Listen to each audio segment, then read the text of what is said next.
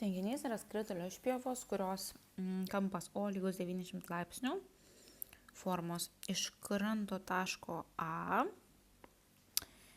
į tašką B galima patekti dviem keliais. Pirmas kelias per tašką C, iš karto pasižymim. O antrasis kelias per tašką O.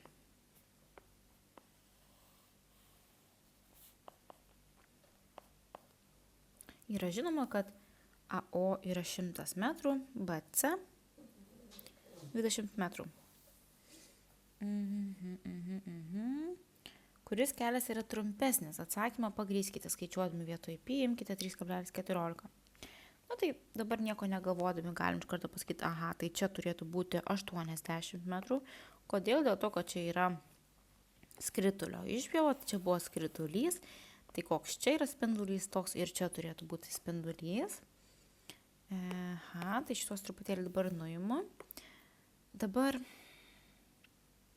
ko mes neturim? Mes neturim CA lanko ilgio. Taip? Tai jeigu, tarkim, dar nesimokė šitos temos arba pamiršot ją, tai aš galiu parodyti, kaip galima be šitų visų lankų formulių įsisukti, tai tiesiog taikant tai, kas yra žinoma iš anksčiau. Tai mes turim pas apskritimą tokį dalyką kaip C, tai yra apskritimo ilgis. Arba, čia yra tas pats, kas kaip perimetras, bet kadangi neturi kraštinių, tik vieną apskritimas, tai sakom tokį atskirai, kad yra apskritimo ilgis. Ir jo yra tokia formulė 2πr. Kita formulė, su kuria reikėtų nesumaišyti, tai yra πr kvadratu. Kaip atsiminti, kuri yra kuri? Tai tiek ten yra πr ir dvejetas. Dabar, kai mes gaunam plotą, ar ne, tai mes visą laiką, pavyzdžiui, gaunam centimetrus kvadratu. Tai atsiminkit, kad jeigu plotas, tai bus πr kvadratu. Realiai šitą žinot, tada atmetimo būdu galite prisiminti ir šitą. Tai čia tiek to prisiminimo, tiesiog mes naudosim šitą formulę. Tai dabar jeigu visas būtų, ar ne, tas apskritimo lankas, tai jis visas, šita formulė būtų visam, bet mes jau turim tik kiek? Tik ketvirtadalį. Kodėl tik ketvirtadalį? Nes jeigu čia, sakykime, 9, taip, tai visiems tenka po 90 laipsnių ir mes tokius turim keturias tokias išpjovas. Aišku, čia truputėlį tiesiai per aplinkui, bet, nežinau, šiaip taip noriu šitą uždavinį dėstyti. Gerai, tai dabar, jeigu mes žinom, tai mes tą, ne C, bet apskritimas AC bus lygus 2πr padalinta iš 4. Čia truputėlį galima susipaprastinti. Lieka iš 4 dvejetas ir mes turime formulėje πr padalinta iš 2.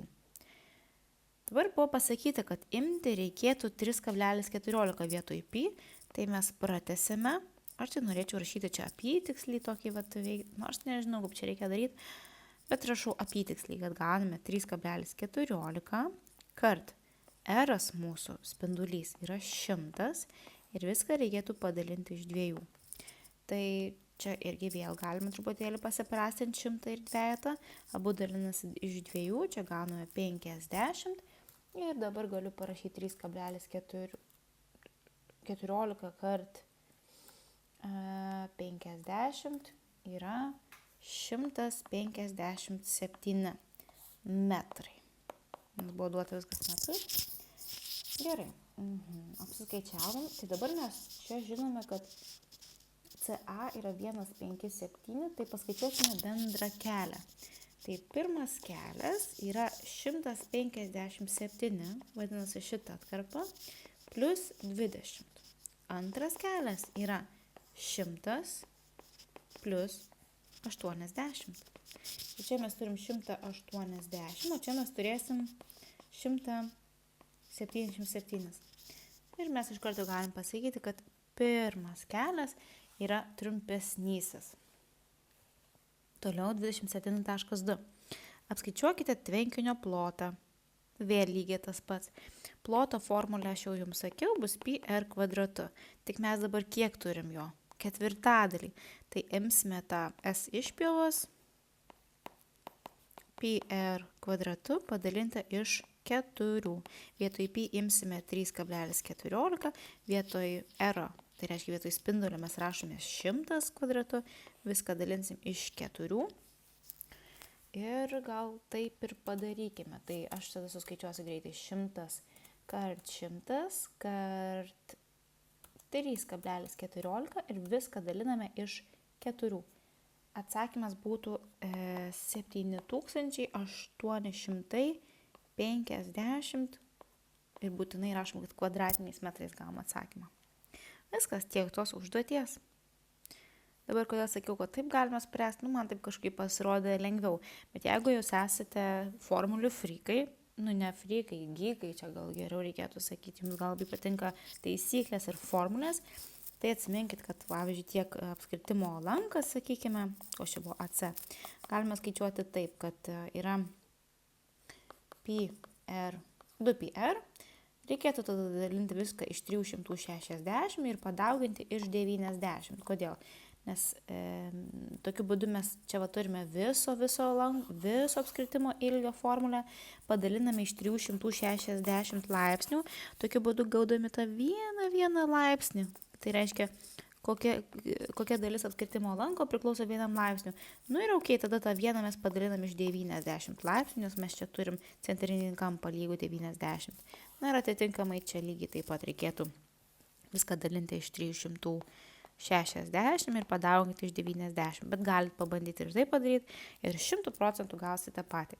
Tik, dabar pagalvokit, jūsgi vis tiek ruošitės, aišku, smagu matematiką mokintis, bet labai didelė prasmė yra iš to PUP testo. Tai per tą PUPą daug užduočių, nėra labai daug laiko, tai nereikia apsikrauti kažkokiais tai skaičiavimais, pagalvot, kaip yra greičiausiai, neskubėti iš karto rašyti, būna kartais geriau tiesiog atsitraukti, pagalvoti apie uždavinį ir tada rašyti. Viskas. Tikiuosi, kad pamoka buvo naudinga. Jeigu turi kitų uždavinių, kurių sprendimus norėtum sužinoti, būtinai parašyk man. Aš pabandysiu nufilmuoti video ir pasidalinsiu juo ne tik su tavimi, bet ir su visa bendruomenė. Taip tu padėsi man ir mūsų bendruomeniai augti reikiamą kryptimi. Jeigu pamokos neužteko ir norėtum individualaus dėmesio, kviečiu tave užsiregistruoti per Calendly platformą į individualią pamoką. Iki greito.